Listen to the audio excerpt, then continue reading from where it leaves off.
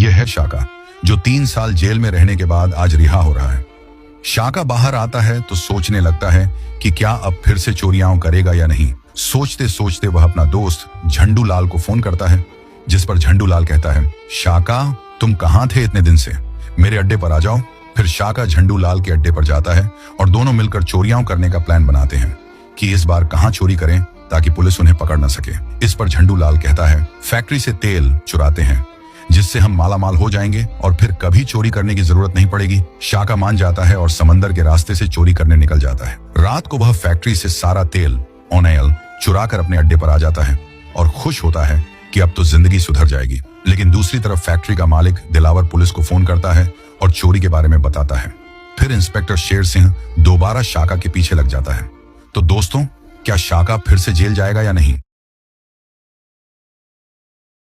शेर सिंह चोरी की CCTV footage देखने के लिए दिलावर की फैक्ट्री में जाता है और वहां उसे पता चलता है कि चोरी करने वाला कोई और नहीं बल्कि शाका ही है। शेर सिंह कहता है, दिलावर भाई आप टेंशन मत लीजिए, इस चोर को मैं जानता हूँ, ये मुझसे नहीं बच पाएगा। इस पर दिलावर कहता है, जल्द से जल्द मुझे ये गिरफ्तार चाहिए। फिर शेर सिंह अपनी पुलिस फोर्स को तैयार करता है और शाका के तमाम अड्डों पर छापे मरवाता है। लेकिन शाका कहीं भी नहीं मिलता, क्योंकि शाका ने जंदू लाल के साथ पहले ही एक प्लान बना लिया था कि यहाँ पुलिस किसी भी वक्त हमला कर सकती है। इसलिए शाका जंदू लाल के साथ एक अंडरग्राउंड अड्डे में चला गया था, जिसका किसी को भी पता नहीं था। सब कुछ ठीक चल रहा था कि दिलावर का एक आदमी जोगी शाका से जलने लगता है। उसे लगता है कि सारी मेहनत वो कर रहा है और आदेश शाका का चल रहा है। इसी वजह से शाका और जोगी के बीच लड़ाई हो जाती है। लेकिन जंदू लाल जोगी की पिटाई करता है और उसे वहां से भगा देता है। मगर जोगी को ये बात इतनी बुरी लगती है कि वह बदला लेने के लिए पुलिस को अड्डे का पता बता देता है। पुलिस तुरंत वहां छापा मारती है और उन्हें घेर लेती है। जब शाका को पुलिस की मौजूदगी का पता चलता है तो वह भागने का फैसला करता है,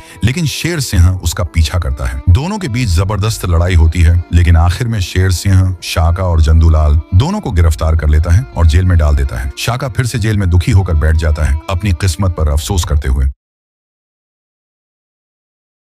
यह है शीला, जो शाका को प्रपोज करती है, लेकिन शाका जो शबनम से प्यार करता है उसे मना कर देता है। इसके बाद शीला शाका से बदला लेने का सोचती है। एक तरफ शाका और शबनम की शादी हो जाती है और दोनों गांव में एक बेकरी खोलकर अपनी जिंदगी खुशी खुशी बिता रहे होते हैं। दूसरी तरफ शीला बदले की आग में आकर एक गैंगस्टर पप्पू से शादी कर लेती है, इस डील पर कि वह शाका से अपना बदला लेगी। शादी होने के बाद एक रात पप्पू अपने कुछ आदमियों के साथ आता है और शाका की बेकरी में आग लगा देता है। जब सुबह शाका अपनी जल चुकी बेकरी देखता है तो उसे कुछ समझ नहीं आता कि यह किसने किया। शाका घर आकर पूरी बात शबनम को बताता है। शबनम शाका से कहती है, हम अपनी बेकरी दोबारा बना लेंगे, मैं अपना चाचा बशीर से कुछ पैसे उधार लेकर आती हूँ। शबनम बशीर के घर के लिए निकल पड़ती है।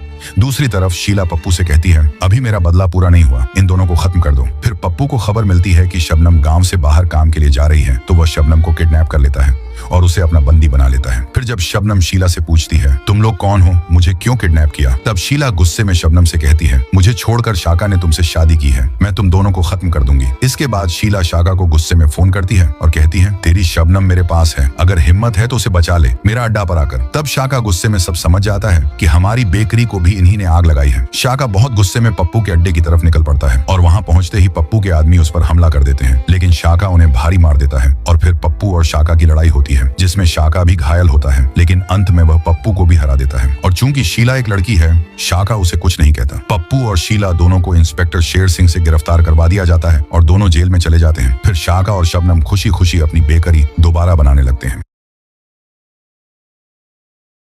पिछले हिस्से में जब पप्पू को यह पता चला कि शबनम शाका से प्यार करती है तो उसने जबरदस्ती शबनम की मंगनी नूरुद्दीन के साथ कर दी थी। दूसरी तरफ शाका उदास बैठा सोच रहा था कि अब क्या किया जाए। पप्पू को डर था कि शाका शादी में कुछ गड़बड़ कर सकता है, इसलिए उसने गैंगस्टर जोजो को पैसे देकर कहा, आज मेरी बेटी शबनम की शादी है, हो सकता है शाका यहाँ आकर कोई हंगामा करे, तुम्हें उसे रोकना है। पप्पू ने शबनम से भी कहा, बेटा शाका तुम्हारे लिए ठीक नहीं है, तुम उसके साथ खुश नहीं रहोगी, अगर तुमने कोई कोशिश की तो मेरा मरा हुआ चेहरा देखोगी। ये सुनकर शबनम भी उदास हो गई और शादी की तैयारी करने लगी। दूसरी तरफ शाका ने फैसला किया कि वह शादी में जाकर पप्पू से बात करेगा, लेकिन जैसे ही शादी शुरू हुई और शाका पप्पू के पास जाने लगा, जोजो ने उसे रोक लिया। दोनों के बीच लड़ाई शुरू हो गई और शाका ने जोजो को बहुत मारा। यह देखकर पप्पू भी वहां आ गया और शाका से कहा, क्या तुम मेरी बेटी की जिंदगी बर्बाद करना चाहते हो, तुम उसे कभी खुश नहीं रख सकते। ये सुनते ही शाका गुस्से में आकर पप्पू को मारने लगा। यह देखकर शबनम भी गुस्से में आ गई और शाका से बोली, मैं तुमसे प्यार नहीं करती, यहाँ से चले जाओ। और फिर वह खुद नूरुद्दीन के साथ शादी करने करने लगी। तब तक पप्पू इंस्पेक्टर शेर सिंह को फोन कर देता है। शेर सिंह आकर शाका को गिरफ्तार कर लेता है। लेकिन जब शाका शेर सिंह को सब कुछ बताता है कि वह शबनम से प्यार करता है और शबनम भी उससे प्यार करती है, तो शेर सिंह पप्पू से कहता है, क्या तुम्हें अपनी बेटी की खुशी मंजूर नहीं है, जबकि वह शाका से प्यार करती है और तुम उसकी शादी किसी और से करवा रहे हो? क्या वह इससे खुश रहेगी? पप्पू को अपनी गलती का एहसास होता है। आखिरकार पप्पू शाका और शबनम दोनों की शादी करवा देता है और शाका को अपनी कंपनी का CEO बना लेता है। इस तरह शेर सिंह की समझदारी की वजह से शाका को अपना प्यार मिल जाता है।